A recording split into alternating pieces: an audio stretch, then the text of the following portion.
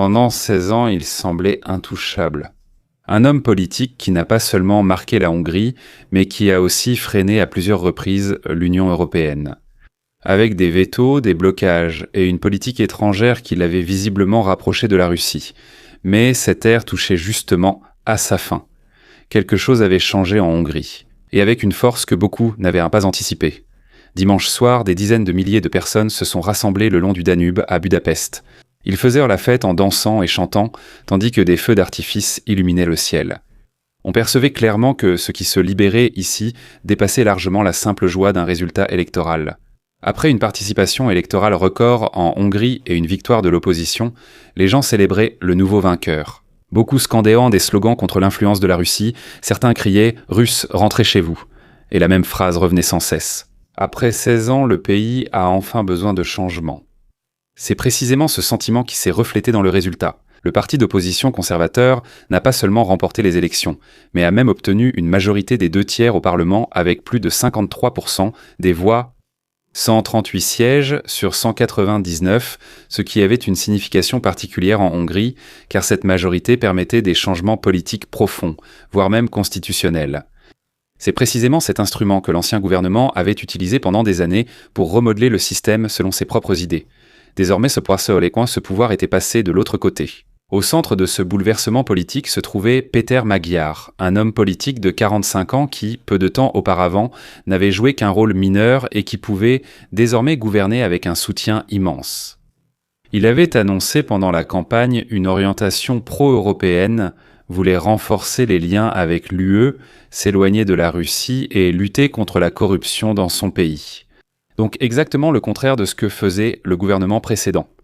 Dans son discours de victoire, il a clairement indiqué qu'il ne s'agissait pas simplement d'un changement de gouvernement, mais d'une rupture politique fondamentale, lorsqu'il a déclaré que l'époque où ceux qui avaient exploité le pays s'en sortaient sans conséquence était révolue.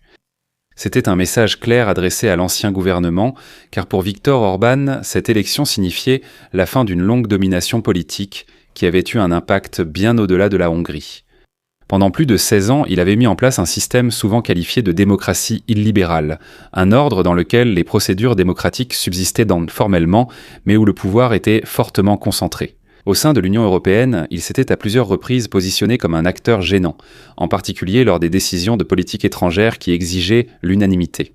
Et c'est précisément sur ce point que cette élection est devenue particulièrement pertinente pour l'Europe. Notamment pour le soutien à l'Ukraine, les sanctions contre la Russie et les aides financières.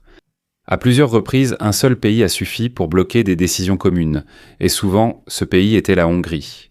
Et avec une victoire électorale du camp opposé, cela risque justement de changer. L'Union européenne devrait disposer de plus de marge de manœuvre, agir plus vite, afficher davantage d'unité et appliquer des décisions auparavant bloquées des mois. C'est pourquoi cette élection a aussi été surveillée de près à Moscou, car pour Poutine, la perte de pouvoir d'Orban serait un coup dur.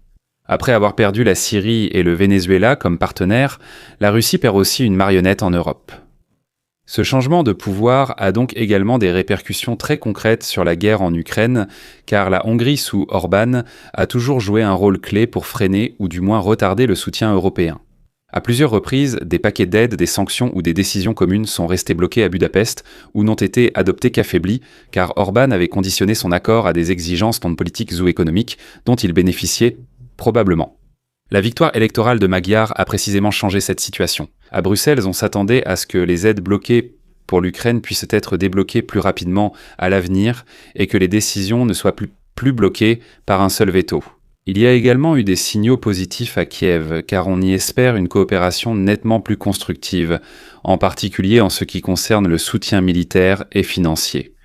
Pour la Russie, cela implique la perte d'un levier clé au sein de l'Union européenne. Jusqu'ici, Moscou bénéficiait du retard ou de l'adoucissement des décisions européennes. Sans cette influence, la pression sur la Russie pourrait croître, principalement par une application plus rapide et cohérente des politiques existantes, pas seulement par de nouvelles mesures. Ainsi, ce n'est pas seulement la dynamique politique au sein de l'UE qui change, mais aussi, dans une certaine mesure, l'équilibre stratégique en toile de fond de la guerre en Ukraine. La situation demeure complexe. Sans Orban, l'Union européenne ne serait pas soudainement unie. Malgré les tensions internes persistantes à l'Union européenne, que ce soit dans la gestion d'autres conflits géopolitiques ou sur des questions majeures comme l'élargissement de l'UE. Mais un facteur de blocage central, qui avait provoqué à plusieurs reprises une impasse pendant des années, a au moins disparu pour l'instant. Ce qui avait commencé hier à Budapest comme une célébration pourrait ainsi s'avérer être un tournant politique pour toute l'Europe. Non seulement parce qu'un gouvernement avait été battu dans les urnes, mais aussi parce que cela a modifié la dynamique au sein de l'UE et, indirectement, influencé la situation de départ dans la guerre en Ukraine. Car si l'Europe peut prendre des décisions plus rapidement, sans être bloquée, elle peut agir de manière plus résolue, sans être bloquée. Et aussi adopter des mesures qui ne vont pas dans l'intérêt de la Russie, sans être bloquée. Alors cela a des répercussions immédiates sur la manière dont le soutien est organisé et sur la force réelle de la pression exercée sur la Russie. C'est pourquoi cette élection a été bien plus qu'un simple événement politique interne en Hongrie. Même si de nombreux acteurs ont voulu influencer cette élection à leur avantage, il faut aussi le dire à ce stade. L'UE a bien sûr tenté d'influencer l'élection de manière à ce que ses intérêts soient mis en avant. Ils ont donc naturellement soutenu leurs favoris. La Russie a soutenu le camp opposé, c'est-à-dire Orban, comme l'ont fait beaucoup d'autres pays également. Nous avons aussi vu que J.D. Vance des États-Unis est également venu, donc le vice-président d'un pays, pour se positionner publiquement avec Orban juste avant une élection. Et à ce stade, je vous laisse avec une question.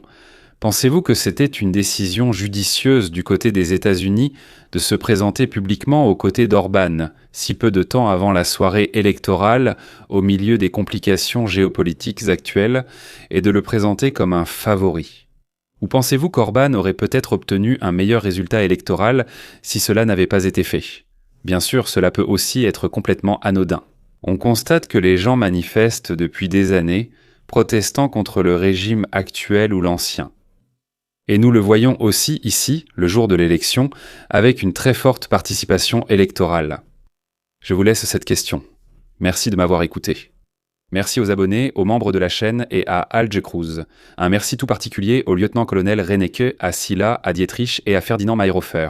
Abonnez-vous, likez, commentez et à bientôt pour le prochain point de situation.